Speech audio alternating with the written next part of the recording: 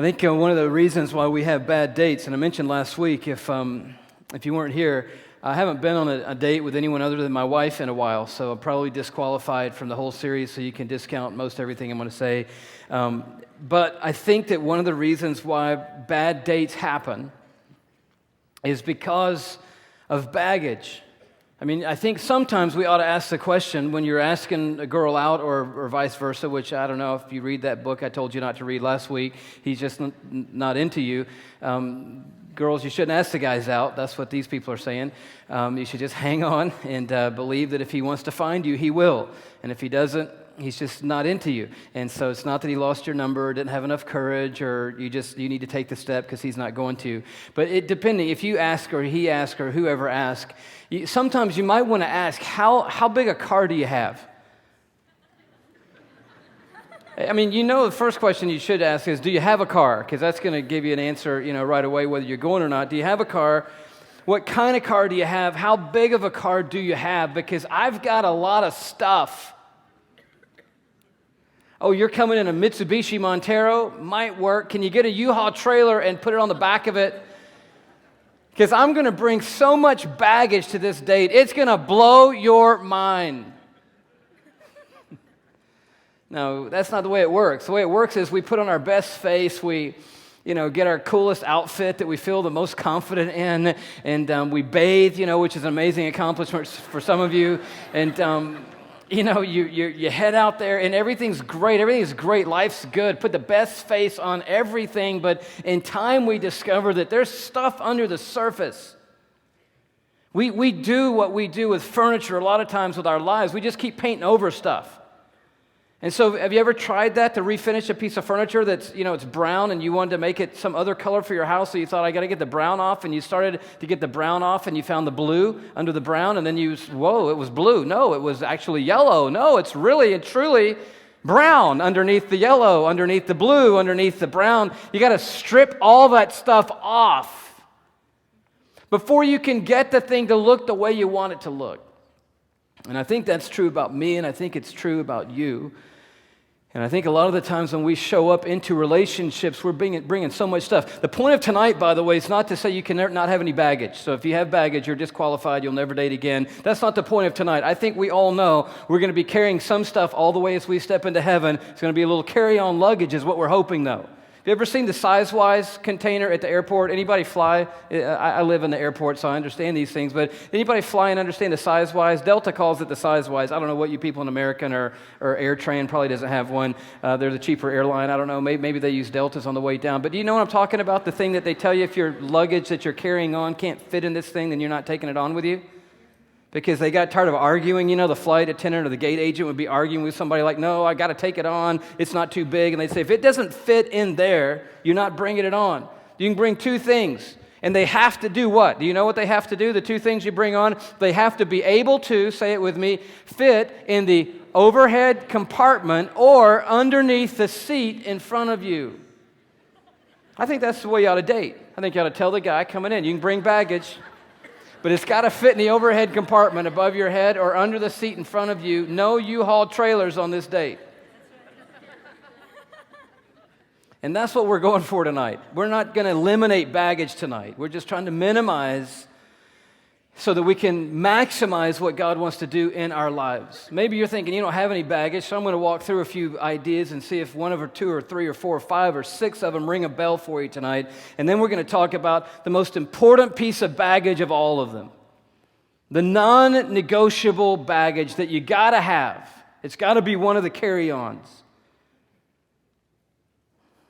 And we'll see if you can identify with any of these. We'll start with baggage number one. Let's say we got a bag that's called, wow, check that out.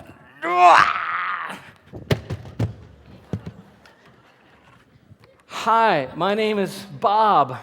Nice to meet you.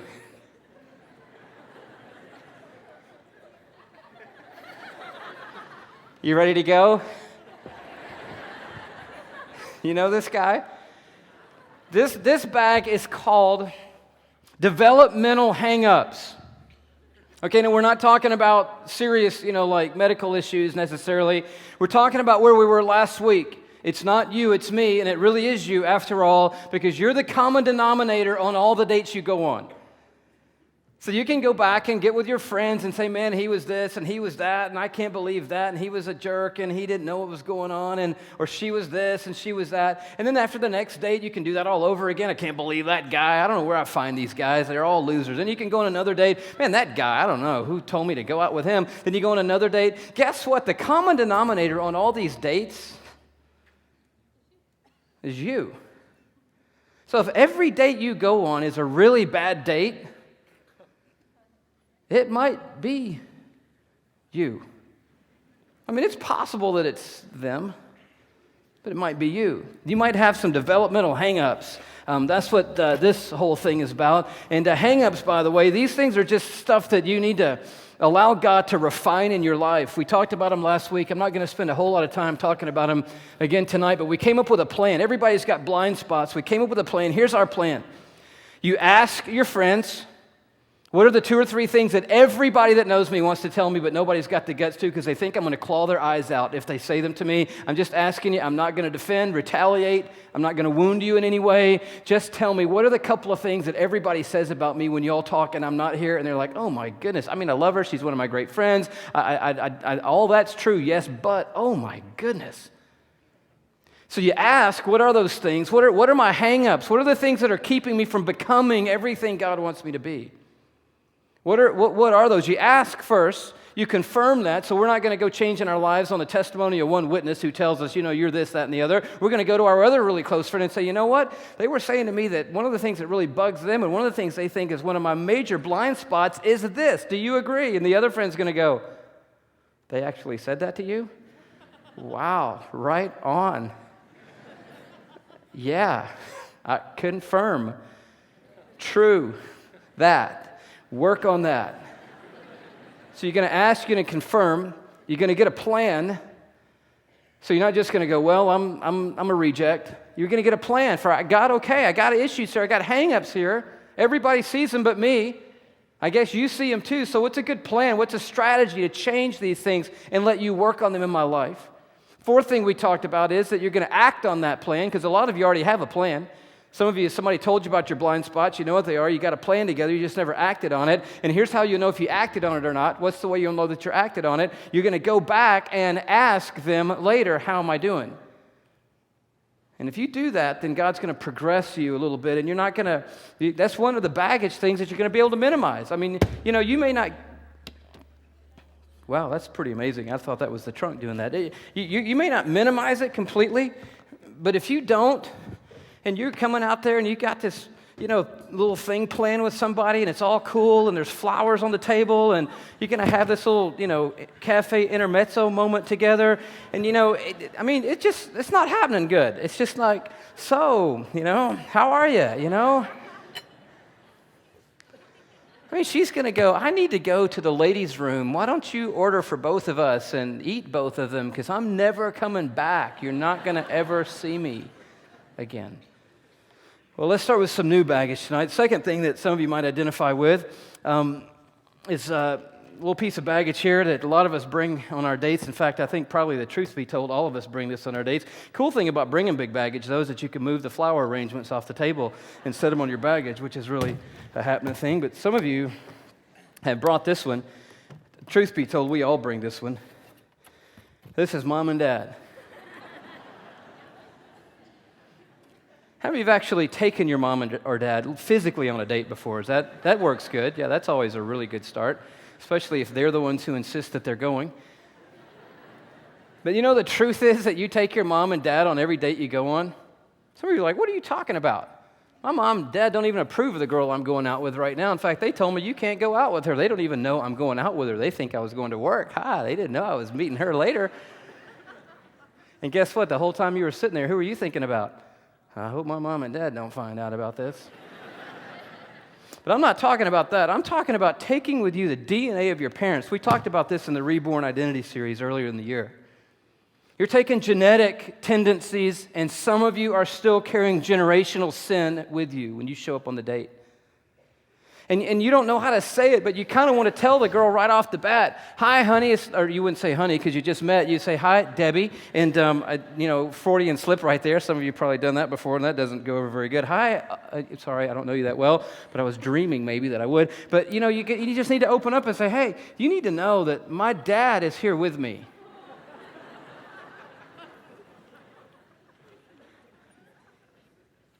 And you ought to have, we don't have it here, but you should have photos of him at all ages, 20, 30, 40, 50.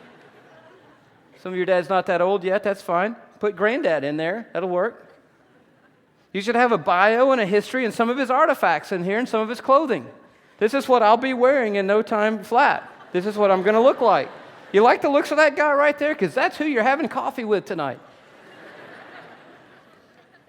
But what you really want to say to him or to her is that, our family has a history of bad tempers. My dad had one, and his dad had one, and I've got one. Or whatever your issues are. It's bringing with us the stuff that made us and shaped us. Now, some of the stuff in here is fantastic. And we talk and sort of identify with the negative things because that's what we want to improve on. But some of you can open up and say, man, congratulations. My mom and dad are amazing people, and you're going to get somebody really cool on this little outing we're having tonight because my parents, they did a great job in a lot of areas in pouring into me really good things. But you have to understand that some of your dates are going bad because you're bringing your mom and dad's genetic sinful tendencies, and some of you are bringing the broken and fractured relationships that you have with your parents on every date you go on, especially father relationships with guys and girls. And some of you girls have never had your father tell you, I love you for free, I accept you, I adore you, I just cherish everything about you. Come and let me put my arms around you and tell you, I love the fact that you're my daughter. Hugs are so far in between. In your life and your relationship with your father, some of you guys, all you knew from your dad was that you have to do it right. You have to do it right every time. You have to measure up. You have to prove yourself. And little as this other person, though, they're sitting across the table from somebody that's rolling into this thing going, so I don't get a lot of hugs in life. I never got a male person in my life who put his arms around me and cherished me and loved me and prized me. Will you do that some point along the way tonight?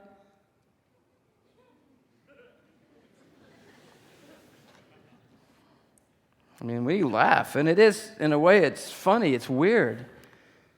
Sometimes you'll end up in the arms of somebody that you have no business being with. But their arms became your dad's arms for a night. Tomorrow night it may be somebody else's arms, and the next night it might be somebody else's arms, just as long as somebody's arms are around you. You see, there's all kind of stuff from our parents that we bring into every relationship we're in. Some of your parents their relationships were fractured, and their parents' relationships were fractured. And you know how it works, and you've said, I'm not going to be like that, and I'm never going to do that, and I'm never going to act like that. And guess what? The more we focus on that and determine what we are not going to do, we are not going to be that way. Guess what? The more we focus on that, the more we become just like that.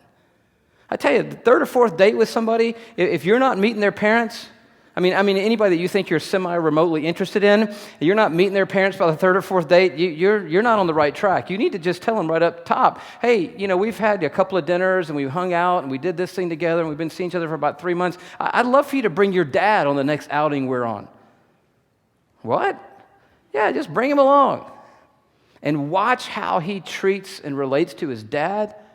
Watch the way that she responds and relates to her father. Watch the way that he treats his mother. Watch the way that she interacts with her mother, because it's going to tell you a whole lot about what size trailer you need if you're going to stay in the relationship. And if you don't like the way that he treats his parents and you don't like the way he relates to his parents, guess what? He's going to relate to you in exactly the same way as she or he relates to their parents. Exactly like that is the way, in the end, that they're going to relate to you. Maybe you know what I'm talking about. Third suitcase.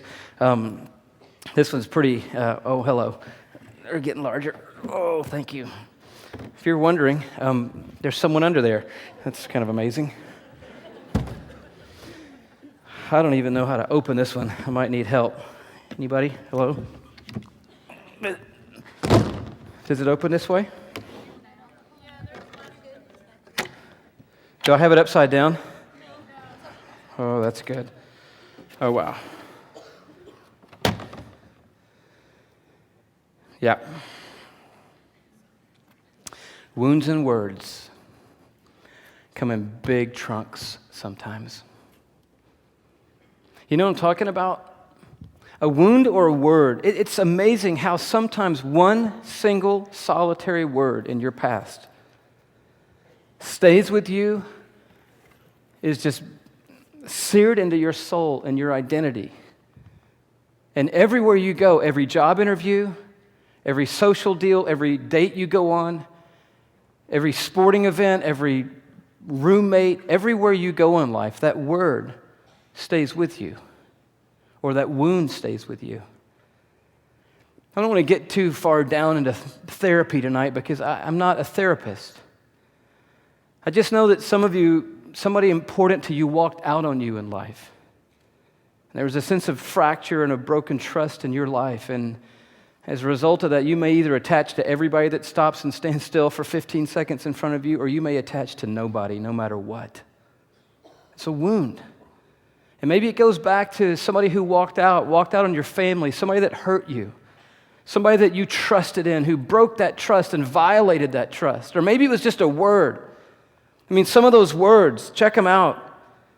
We say it in jest sometimes, but the word loser. Some of you have heard that word, and it wasn't in a comical, kids teasing kids kind of way. It was somebody meaningful in your life who just finally unloaded on you at some point and said, "You're just a loser. That's all you are and all you're ever going to be." And that word just seared itself all the way to the deepest part of you. And you show up on deals, and some poor soul sitting across the table, and they think, "I like him, and he looks kind of cool, and I know him from some friends, and I think he's somebody I want to get to know more." And they come and sit down at the table. They have no idea when they sit down that when you're talking, you're like, "Yeah." Anyway, so they don't know that everything you do is projecting out of the word that's seared on your heart. I am a loser. That's what they said. That's what they meant when they said what they said. And that everything I do, I'm trying to undo that word somehow. Everything I do for me or for anybody else, I'm trying to undo that word. Maybe it was the word worthless. You're good for nothing. Maybe it was I hate you. And that's all, time froze right there, and you just carry that with you everywhere you go. I wish I had never, fill in the blank, met you, gone out with you, slept with you, known you.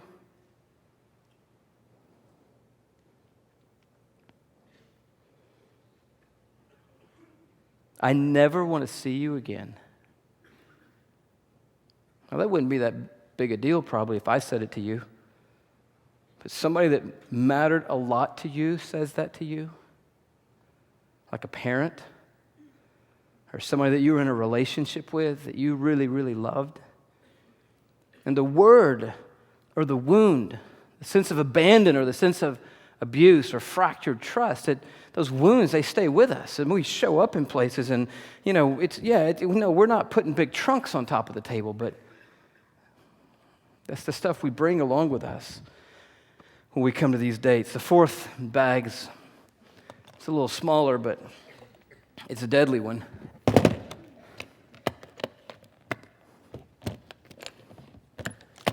fourth one's hard to open.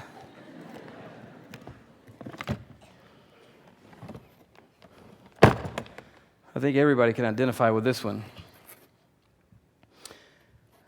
You know what I'm talking about? Anybody with me so far? Like you got to the table and then the guy said, "Excuse me," because he needed to go back to the car and unload another load and bring it in, And you thought, "Oh my goodness," And then he said, "I'll be right back, will you get an unsweet tea for me?" And he went back out to the car, and then a truck came, a big moving truck, size truck, showed up at the restaurant, and guys started moving stuff in. You ever bring this baggage with you on one of your dates? Him and her. Do you know who they are? Who's him? You want to take a guess at who him is? Yeah. He's the guy that you just got out of the relationship with. And guess what? You swore you didn't want to see this guy again, didn't want to have anything to do with him, but he's on this date. Do you know what I'm talking about? He's probably texting you during the date at some point if he's one of those kind of guys.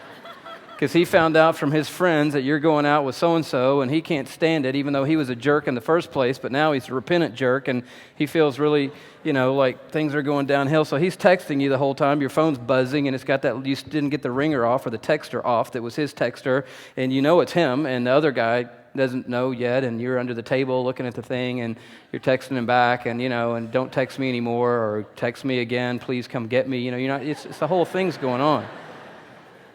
But check it out. I think here's what happens when you show up with him or her. You show up with unresolved past relationships. And you're either sitting at the table trying to prove something to who? The person you're with? No. You're not trying to prove anything to them. You're just talking to them. They're just there. They're just a warm body sitting at the table so you can prove something to him or to her. I'm going out with you to prove something to her.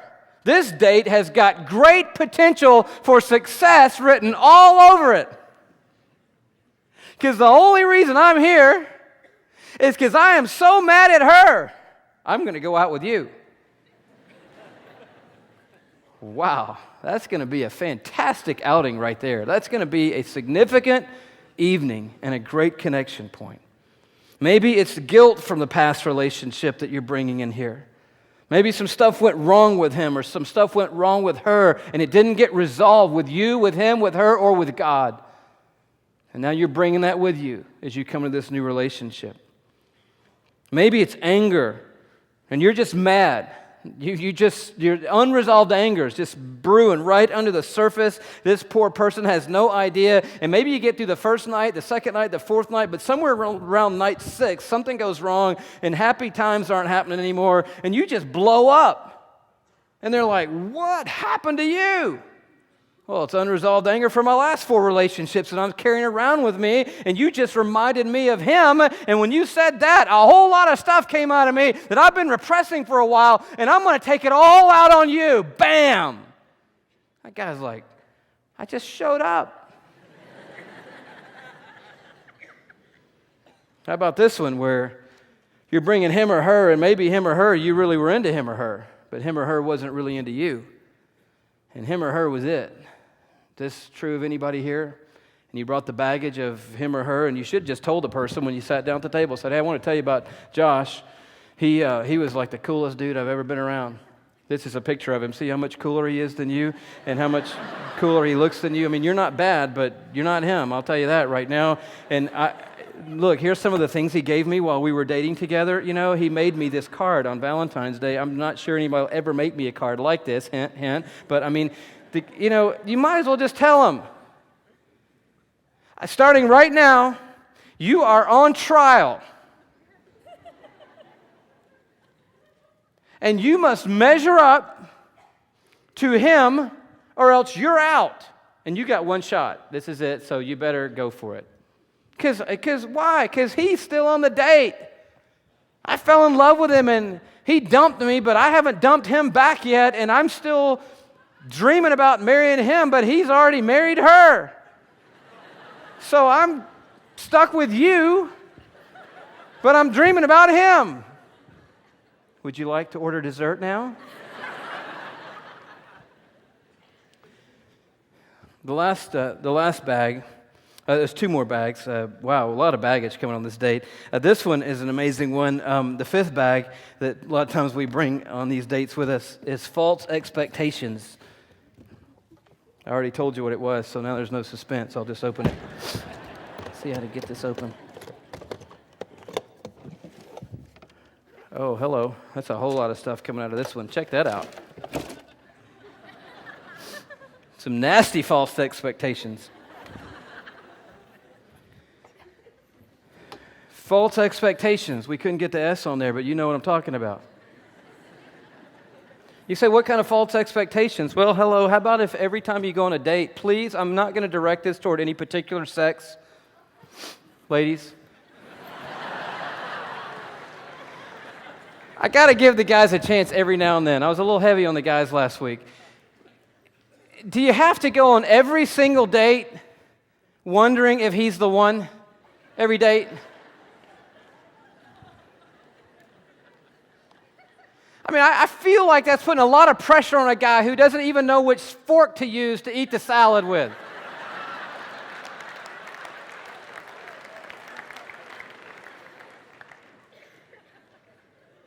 And sometimes I think we roll into dates. The reason they turn into bad dates, false expectations. Oh, I wonder if he's going to be the one. Haven't even met him yet. Haven't even sat at the table yet. I'm asking, by the time you get there, you're exhausted. And the homeboy, he's scared to death. He's nervous. He doesn't know what's going on. He's got breath mints going in and gum and candy and, got his car washed for the first time in a month. And he's over here and he doesn't know that you've already evaluated the thing. Is he marriage material? Does he marry up to Jeremy? I don't know. I hope he'll accept me because I've always wanted acceptance from a man. Any man, I'll take it, but he looks like a guy there. And I got all these expectations. Instead of, hi, how are you? It's nice to meet you. Let's talk for a while and see what happens.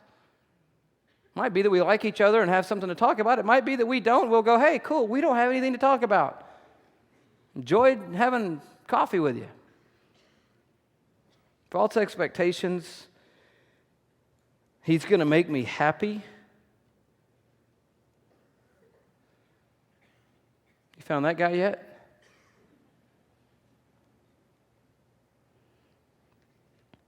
He's going to fulfill me and make me whole.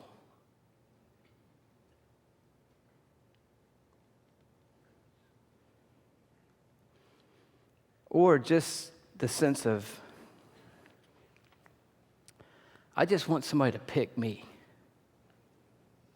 Every one of us understands that from the earliest days of our lives. I just want somebody. I'll take anybody. It won't have to even be this guy. To just say, out of all the people, I pick you. I got news for you. That's a lot of pressure to put on a girl or a woman or a guy or a man. That is a tremendous amount to ask of a human being to make you feel valuable and complete and happy. And I've been married 19 years almost. And I got great news for you. Marriage rocks. But there's no way that if I was my wife's hope for those things, that she would survive. Because on my best day, I can't be fully everything that she needs. And lastly, it's one more of these bags, and this one's I'm just going to put it right out there for us. I think you probably would agree with me on this one, but this is something that we relate to.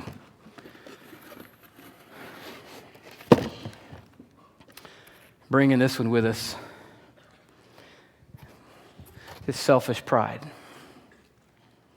I wonder sometimes, and I'm going to just be really honest as an old married person so you can just write me off right here and tell your friends as you're going to TGI Fridays later, he doesn't know what he's talking about, or you can just nudge him right now and tell him. I wonder sometimes why so many beautiful people who seem to have such amazing lives can't meet anybody. Now, I'm not being insensitive when I say that. Please trust me. I'm not trying to go, what's wrong with everybody? Find somebody and get married and settle down. That's not what I'm saying at all. I'm just saying that I know me, and I think there is a current running in us of selfish pride.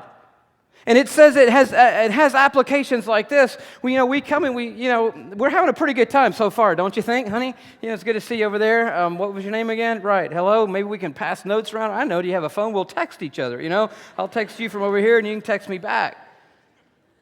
But I think a lot of times we're going into these relationships and we're looking for what? Mr. Right. No, some of you are even farther down the road than that. You're looking for who? Mr. Perfect. Some of you guys are looking for Mrs. Perfect. We joked in the sketch about the swimsuit edition of Sports Illustrated. Some of you think you're marrying one of the models in the swimsuit edition of Sports Illustrated. Now, you haven't said that out loud, but you're pretty confident that's who you're going to marry. And if she's not godly, talented, smart, educated, humble, a great homemaker, but with lots of energy and business vision, somebody who comes from a great family and has a lot of money, but doesn't, show it off and, look gaudy with it, but at the same time is absolutely the hottest person on the planet of the earth, but who has an incredibly deep devotional life with God and dresses modestly in the sense that other guys don't stumble and trip over you to get to her, but dresses really, really cool and hip and hot so that you're interested all the time.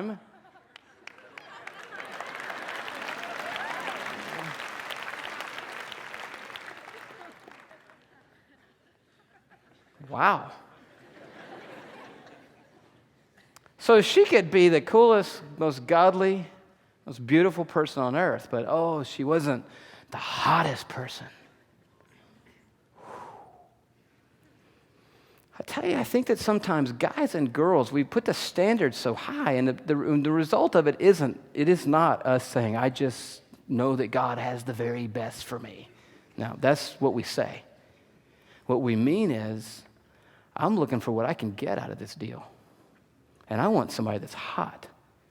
I want somebody that when they walk by, people go, whoa, you're with her? You're with him? Wow. Because that makes me feel good. And that's why I'm dating you after all.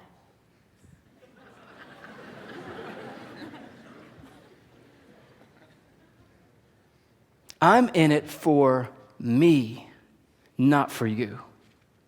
And I'll tell you why a lot of dates are really bad dates from the moment you hang up the phone. It's because the person on the other end of the phone doesn't care about you. They care about them. And they're going out with you to see what they can get from you. And I'm not just talking about sex. I'm talking about that I'm with somebody, that they make me feel good about myself, that I didn't have to sit at home alone, that they look right, that they talk right, that they work at the right place or know the right people, and it all works out. I know that sounds like a hard evaluation, but sometimes it's true, and it's just selfishness. And then there's another side of it. It's like, okay, there are all these amazing people to choose from. Are none of these people good enough for you? And I start to wonder, because I know me. Maybe it's that there's a selfish vein deep inside of us that says, you know what? If I don't find, the exact right, beautiful, what I described earlier person, I'll just keep waiting. I've been waiting for 10 years, but I'll just wait.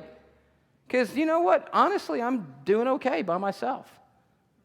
And we don't say that out loud. Out loud, we say, I want somebody, I need somebody, I got to meet somebody, I got to have somebody. But inside, we're like, not you. I'm kind of happy. I'm kind of in a routine. I'm kind of in a groove here. And you're going to have to be perfect to bust my groove. It's selfish pride sometimes at the heart of that. It's down the very deep, down bottom part of it, I think sometimes that's what gets us off track.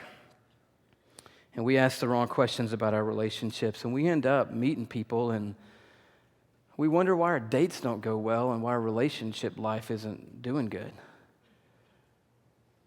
I don't know how many of you scored on all points. Anybody score on every bag? You didn't have to raise your hand, but thank you. That's fantastic. I like that. That's the true spirit. I'm serious.